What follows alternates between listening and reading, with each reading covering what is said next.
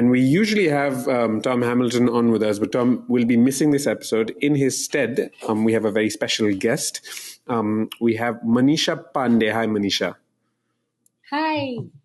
Thank you so much for joining us. Manisha is the managing editor at Newslaundry, a news publication in India, where she writes and hosts TV Newsance, a weekly news and critique show that you could broadly compare to the Daily Show in its general style. With like 1/10 of the resources. The broad aim of the show is to sort of track and skewer the absurdity of TV news in India, which means Manisha and her team's job is often to actually pay attention and watch all of this stuff. I don't know how you guys manage to actually do this stuff on a daily basis, but we thought we'd have you on to give our listeners a better sense of the media's role in how things work in India. So for those who live outside India, we hear often about democratic backsliding and questions about how robust and free and fair are elections. But I think what people outside don't necessarily get a sense is, outside of what the politicians are doing, what exactly it's like for ordinary citizens in terms of what media they are seeing and listening to. So I want to just get a general sense for you. Where do you place the mainstream media in India at the moment? Where do I start? Okay, so for the purpose of this conversation, I think we narrow our scope to mainstream television news. That is the most loudest medium. It's the most consumed medium, and it often sets the narrative. These are channels based out of New Delhi, which is the capital. So, and these are channels with great access and often kind of define, the discourse in the country. Now, I think, when we talk about elections in India, democracy in India, we talk about voting. And that's our general understanding, even in India, that, there are elections, there are free and fair elections. And India does a fairly great job of, having a relentless election cycle, whether it's at the center or the many states that we have. But I think a key component to democracy is institutions, and media is one of the major aspects of that. The ability for a voter to have credible information, to make electoral choices. I think media plays a huge role in that. And when you look at TV news in India, it's completely failing that goal to provide credible, reliable information to voters on the basis of which they can, assess what their leaders are doing and then go in and, place their vote.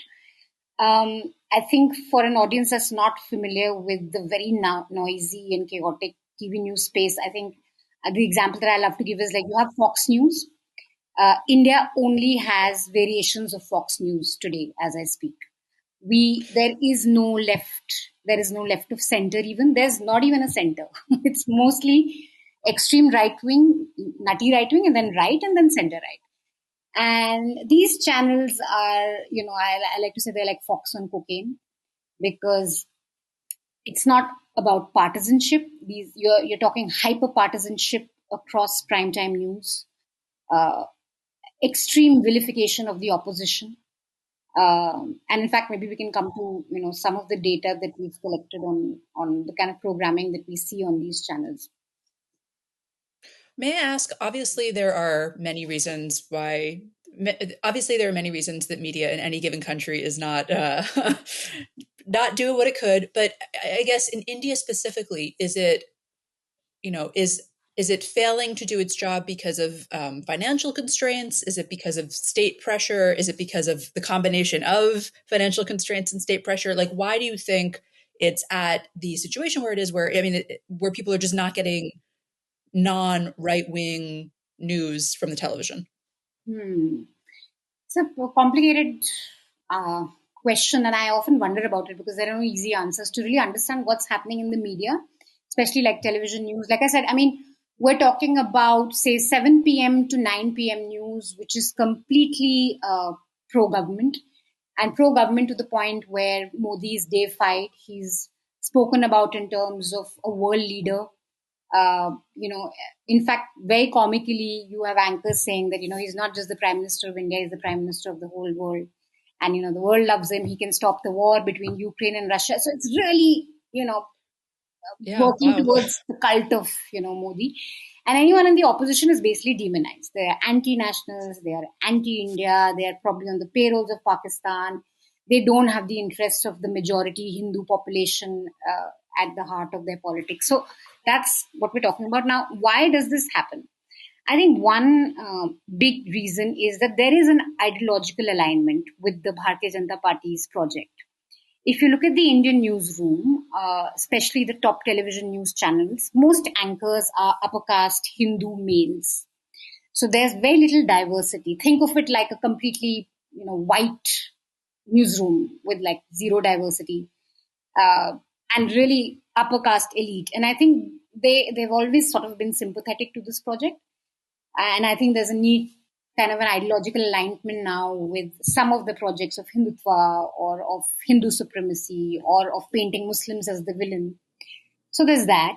Secondly, there's every media owner in India has other business interests. So that could be education, they could own universities, they could be in mining, they could be in infrastructure. So media is just one of the businesses. In fact, two of the largest business houses in India own television news channels. So Ambani and Adani both have television news. One of them has a network and the other one has a channel now.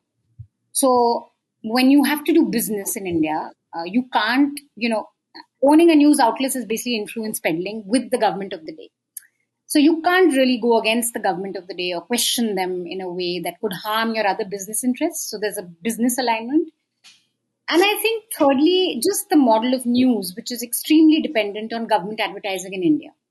It used to be a good mix of corporate and government advertising, but I think over the last 5 years, we've seen, especially with Corona, sort of a slowdown.